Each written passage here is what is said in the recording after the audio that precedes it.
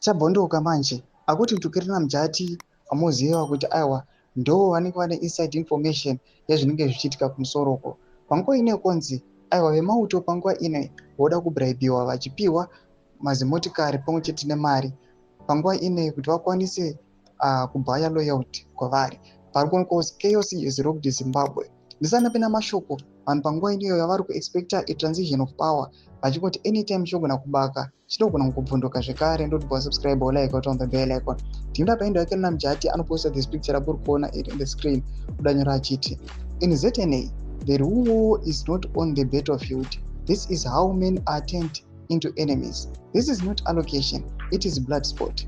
Just 100 cars from Uganda this week to be given out, 30 to Air Force, 70 to Ground Force, over 1,000 officers from Lieutenant Colonel upward expected to share. Ndomashoko anotogwa panakirina mjata achiti aiwa pakuda kutombotengwa loyalty panguva ino kuti vatombosimbisa ukama kuti zvinhu zvezvigananda aiwa kuti zvitore shape zvibalance. Mashoko ari kuda panguva ino ari kuonekwa kunzi zvigananda aiwa zviri kukwidza nekudzika zvichanyatso kuonekwa kunzi vanyatso exposewa panguva ine vachiona VP Kosandro Chwengawo panguva ine vari untouchable ende vari kutopisawo vatoriwo nenharo.